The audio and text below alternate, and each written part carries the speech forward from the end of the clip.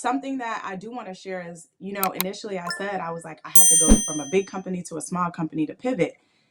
Startups are a really cool place. Like, I'm going to be honest. Like, I learned the most in my career at a startup. I tell people now, don't look down on startups. Don't look at them like, oh, like, like I only want to work for Amazon and Microsoft or Apple, because let me tell you something. You're entering a whole new wave of political, like this is a whole different operation. When you are at a startup, you can actually just focus on your role. You can focus on your work-life balance. You can focus on a lot. You may work a little bit more because it's a growing business. There will be growing pains, but that's where you learn, right? I was having 10 customer meetings a week. Like, where else am I going to have that much traction where something is exploding this quickly and I have to manage this much? So now pivot back to Microsoft, right? Like, now how can I take that? And I'll be honest, I was indecisive about going to Microsoft. I just sat on it for about 6 weeks. I didn't make a decision. I was just like, look, let me just go. Once again, I told you I always try to feel out and just see what's the alignment on this. And I said, okay, Microsoft is building a new sales initiative. So once again, you may have to take a pivot back. They're building a digital organization. I told you how I felt about being in the digital organization. I wanted to get back in the field. I got back in the field. Now I'm out in the field and I'm like, well, do you want to go to the biggest tech company in the world and pivot again? And you're knowing you're going to have to build up again when you're already kind of at the top here. So this was a major career decision for me. But what I assessed was, even if you go to Microsoft, let's say you don't like the role, let's say whatever, you got to experience Microsoft. You got to experience the biggest tech company in the world. And what that will do for your resume, that is also now going to accelerate me, because now at 28, I can say, I can stay at Microsoft. I can climb the ladder here, and I'm in an enterprise sales. I'm just in the digital organization in enterprise sales. So now do I want to, and I'm at that point now. I'm coming up. I've been here 8 months. So in the next 4 months, I do have to make a decision. Do I want to go back into, I was in a non-compete, so I did have to sell a different solution, but now I have the capability to go back into doing exactly what I was doing at the startup at Microsoft, right? So I can go back into governance. But what did I do this whole year? I sat on every call for security, because I sell and I partner with the security counterparts. So now I understand the pitch, I understand the solutions. So now if I'm to pivot back into what I'm doing, I have an idea and a sense of what that looks like every day. But now I also have the option where I can do anything I want at Microsoft, right? Like, I can say, I don't even want to do sales this year. Let me go try customer success. Let me go try program management. Let me go try another area of the business where these skill sets are. Or I could say, hey, Microsoft has been great. I could go work for a Microsoft partner. I knew it would open 100 more doors for me. What's up, Ladder Climbers? This is Antoine Wade. I wanted to interrupt this video to talk to you guys about Course Careers. Course Careers is the place that you guys need to go if you have a high interest into tech sales. They will help you gain the skills that you need so that you can enter the tech sales world to make a whole bunch of money. Tech sales salaries early on is about $60,000, guys. That's a good salary. And with OTEs, you can make anywhere from $85,000 to $90,000. If you have an interest in tech sales, check out Course Careers, link in the description. And don't forget to use Antoine50 so that you can get a $50 discount off of Course Careers. See you guys in tech sales. Pivoting back into Microsoft, even if it wasn't the exact role. And I think the point that I'm trying to make is, throughout my career, I've just made the best decision for my career. At times, it may be uncomfortable. There may not always be this every day you wake up and you're super happy with what you're doing, but you have to have a vision in mind of where you're trying to go. And that is the strategy I've used to continuously pivot every so many years and elevate my career. I've only been in tech for 8 years. And some of the people I work with are in their mid to late 30s, right? So now I've like kind of cut off 10 years of my career just off strategically pivoting and knowing when's the right time to enter, when is the right time to exit, and what am I trying to achieve every single time that I step into this position, and how do I facilitate it? Right now, I'm consistently like between number 1 and 2 on my team. And I'm performing in the new initiative in digital sales here at Microsoft, which is the first year they've built, as the number 8 or 9 performer in the US, right? For my division. And I'd like to be a little higher, but also, I have to manage my whole content, social, this 2 things are exploding for me at one time. But As long as I can remain number one on my team, that opens the door for me to do whatever I want at Microsoft. Because once again, I've shown I'm a consistent performer. Mm, And mm, so stop focusing on the role all the time and focus on, am I somebody who can show up to the business and show that I can perform? mm, And that is what they want to hear when you go to an interview. Oh, I did 200% on this number. I did this. Like I just went into a report and I saw that I contributed this year 16% year over year growth to the business to all my reps that I'm working with. mm. You know what that's going to sound like to the next company? You contributed 16% year over year growth in a new solution that was driven at Microsoft to the next, or to the next hiring manager or whatever. It's about positioning yourself. You know what I mean? And I Mm. think a lot of people get caught up so much in like, I just want to be an AE. It takes great time to like build yourself into the type of person, the mentality, the understanding of technology, the understanding of how these customers want to communicate, deal cycles, procurement, right? We're talking about so much stuff that people just are overlooking in this online space where it's like, take the time and nurture. And people would tell me this, my mentors, I wanted to rush through everything.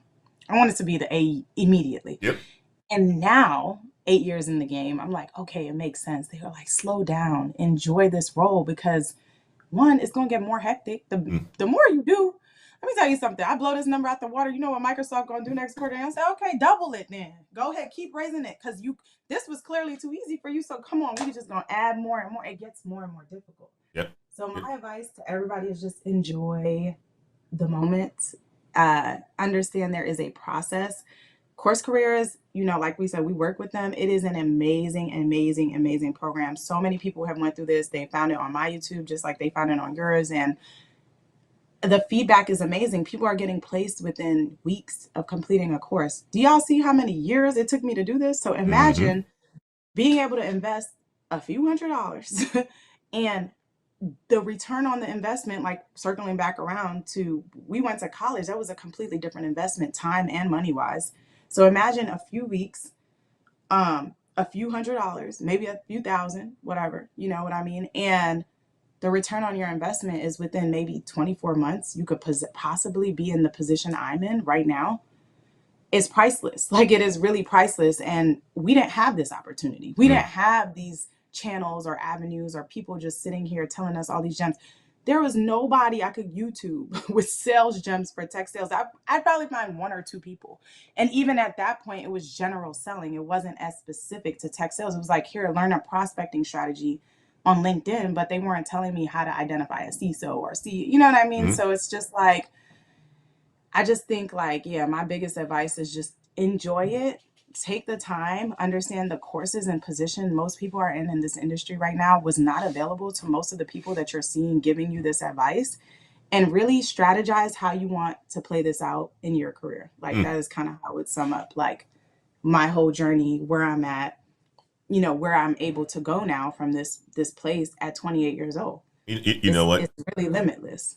Kayla, I'm proud of you. I'm very proud of. I'm crying to the. I'm proud to the point where my eyes are tearing up. Right? It's like, because it's the same mentality. I've had Right. the same mentality that I continue to have. Right? Being a young 39. Right? Being a general manager of a $2 billion company in the Right. corporate world, but also having this other aspect of life where I'm able to give back and so forth. And I see somebody as young as yourself, right? Because this started for me when I was back in 32, 33 years old, right? When I went into tech sales, and how I was able to quickly accelerate from going from, again, a vice president of customer success making $250,000 on average.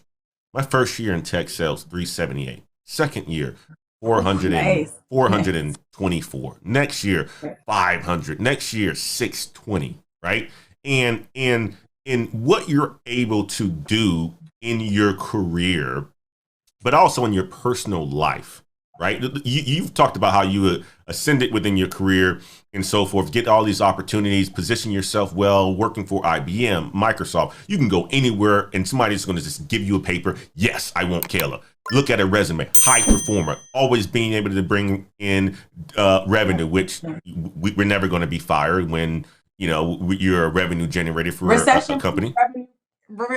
and can we touch on the recession proof if you can bring in revenue? Let's Yes, just, hit it. we are in a market and people are all asking, well, what about the tech layoffs? Mm, I'm not worried about a tech layoff when I know I'm number one on my team. I'm just gonna be honest with you because okay, you can let me go and have 10 other people try to do and bring in the same revenue. right.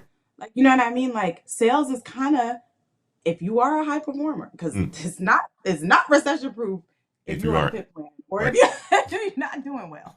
So let's just talk about it. But like you said, it's I like the word recession proof for high performers in sales because it just wouldn't make sense for a company to let go of somebody that is bringing them tons and tons of revenue. You 100%. kind of position yourself and leadership, the views. As somebody in IT, you don't get as much visibility to leadership as somebody who is a top revenue driver in sales, Mm, right? mm, Like mm. I'm with VPs and execs. I mean, like CMO, CTO, like these are people who have insight because guess what? They're all affected by how this performs, these Mm, businesses and operations.